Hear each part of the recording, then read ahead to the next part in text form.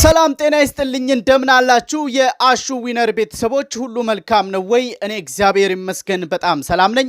ዛሬ ይዤላችሁ የመጣሁት ዘማሪት ሶፊያ ሽባባው በፌስቡክ ገጿ ላይ ዛሬ ትንቢት እናገራለሁ በሚል ያስተላለፈችውን አጭር መልዕክት ይሆናል። አብራችሁኝ ቆዩ።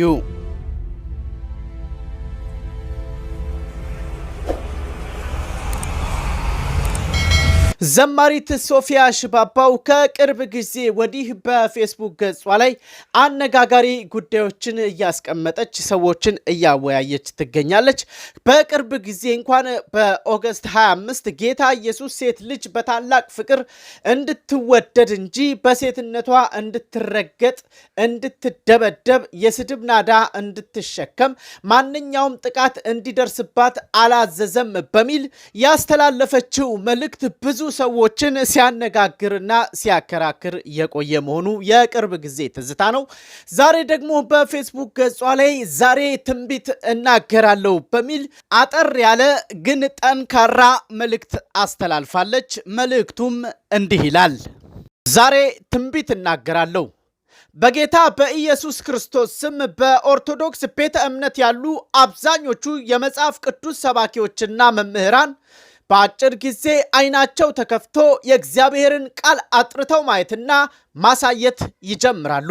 በኦርቶዶክስ አማኞች ዘንድ ሰው ከጥልቅ እንቅልፍ እንደሚነቃ በጌታ ኢየሱስ ጉዳይ ላይ በአጭር ጊዜ መንቃት ይሆናል። የኢትዬጵያ እንቆቅልሽ የሚፈታው ፈጣን በሆነ በኦርቶዶክስ ተሐድሶ ይሆናል። በእግዚአብሔር ቃል ተመዝኖ የማያልፍ ስብከትና ትምህርት መሰጠት ያቆማል። ቃሉን ሳይከልሱ አጥርተው የሚሰብኩ የሚያስተምሩ ለሀገር ፈውስ ምክንያት የሚሆኑ የወንጌል ጀግኖች አርበኞች ሕዝቡንና ሀገሪቱን ከእርግማን ይታደጋሉ፣ ቤተ ክርስቲያኒቱንም። ጌታ ኢየሱስን ከምንጊዜውም በተለየ በክብርና በፍቅር ትቀበለዋለች። ጌታ ኢየሱስ በኦርቶዶክስ ቤተ ክህነት ገኖ ይታያል፣ በእውነትም ይከብራል። የጌታን ስም የሚጠሩም በስሙ ምክንያት አይገለሉም፣ ይልቁንም የተወደዱ ይሆናሉ።